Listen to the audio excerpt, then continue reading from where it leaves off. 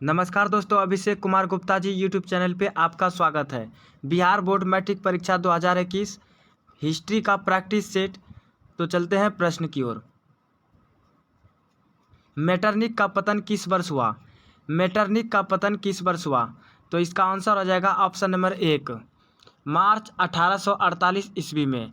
मार्च 1848 ईस्वी में। चलते हैं अगले प्रश्न की ओर।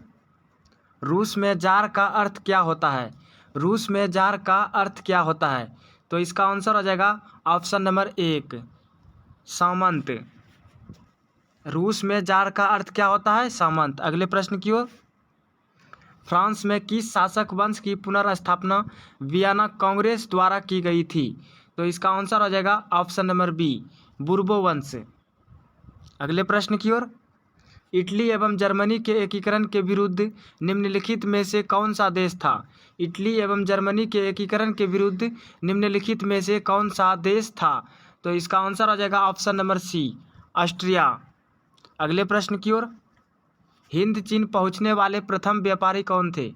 हिंद चीन पहुंचने वाले प्रथम व्यापारी कौन थे? तो इसका आंसर आ जाएगा ऑप्शन नंबर बी, पुर्तगाली। अगले प्रश्न की ओर।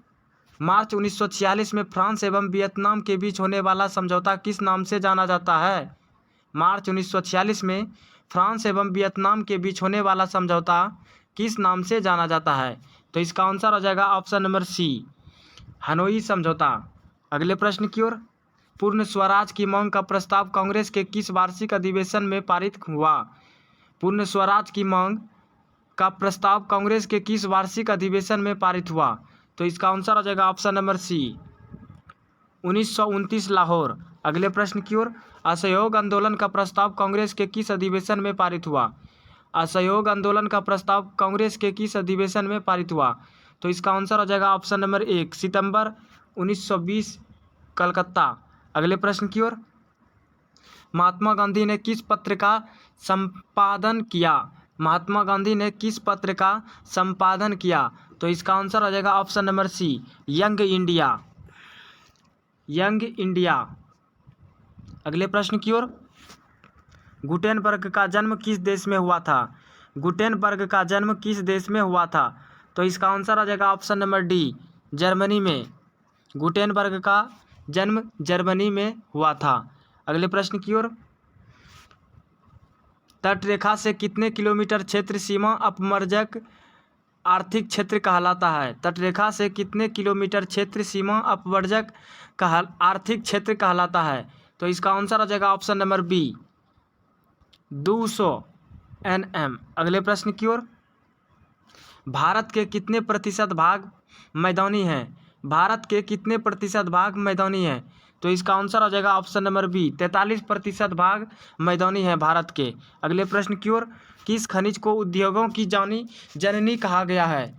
किस खनिज को उद्योगों की जननी कहा गया है? तो इसका आंसर आ जाएगा ऑप्शन नंबर सी, लोहा को। अगले प्रश्न की ओर। निम्नलिखित में से किन चट्टानों की तह में खनिज जमा होता है? निम्नलिखित में से किन चट्टानों की तह में खनिज जमा होता है? तो इसका आंसर आ जाएगा ऑप्शन नंबर सी, अवसादी चट्टानों। अगले प्रश्न की ओर। निम्नलिखित में से कौन सी रबी फसल है? निम्नलिखित में से कौन सी रबी फसल है? तो इसका आंसर आ जाएगा ऑप्शन नंबर बी, चना। अगले प्रश्न की ओर। निम्नलिखित में से कौन छोटे पैमाने का उद्योग है? निम्नलिखित में से कौन छोटे पैमाने का उद्योग है? तो इसका आंसर आ जाएगा ऑप्शन नंबर सी, खिलौना उद्योग। खिलौना उद्योग। अगले प्रश्न की ओर। बिहार में खनिज तेल मिलने की संभावनाएं हैं। बिहार में खनिज तेल मिलने की संभावनाएं हैं। तो इसका आंसर आ जाएगा ऑप्शन नंबर डी, गंगा के द्रोणी में। गंगा के द्रोणी में। अगले प्रश्न की ओर।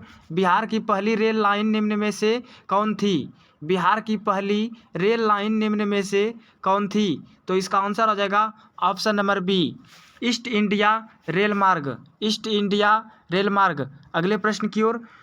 उच्चावच प्रदर्शन के लिए हेस्यूर विधि का विकास किसने किया था? तो इसका आंसर आ जाएगा ऑप्शन नंबर बी, लेहमान ने। अगले प्रश्न की ओर। स्तर रंजन विधि के अंतर्गत मानचित्रों में नीले रंग से किस भाग को दिखाया जाता है? तो इसका आंसर आ जाएगा ऑप्शन नंबर डी, जल को। अगले प्रश्न की ओर, निम्नलिखित में से किस राज्य का नाम बदल दिया गया है? निम्नलिखित में से किस राज्य का नाम बदल दिया गया है? तो इसका आंसर हो जाएगा ऑप्शन नंबर सी, उड़ीसा का। अगले प्रश्न की ओर, ग्राम कचहरी के मुखिया को क्या कहते हैं? ग्राम कचहरी के मुखिया को क्या कहते हैं? तो इसका आंसर हो जाएगा ऑप्शन नंबर डी, सरपंच कहते हैं। अगले प्रश्न की ओर, भारत में किस तरह के लोकतंत्र की व्यवस्था की गई? भारत में किस तरह के लोकतंत्र की व्यवस्था की गई? तो इसका आंसर हो जाएगा ऑप्शन नंबर बी, अप्रत्यक्ष। अगले प्रश्न की ओर, सूचना के अधिकार संबंधी कानून कब बना? तो इसका आंसर हो जाएगा ऑप्शन नंबर बी, 2005 में। अगले प्रश्न की ओर, हिंदी को राष्ट्रभाषा बनाने के विरुद्ध किस राज्य में आंदोलन की शुरुआत हुई? तो इसका आंसर हो जाएगा option number D, Andhra Pradesh. अगले प्रश्न की ओर, इसका कौन निर्धारण करता है कि कौन दल क्षेत्रीय है या राष्ट्रीय? तो इसका आंसर हो जाएगा ऑप्शन नंबर बी, निर्वाचन आयोग। अगले प्रश्न की ओर, 15वीं लोकसभा चुनाव कब हुआ था? 15वीं लोकसभा चुनाव कब हुआ था?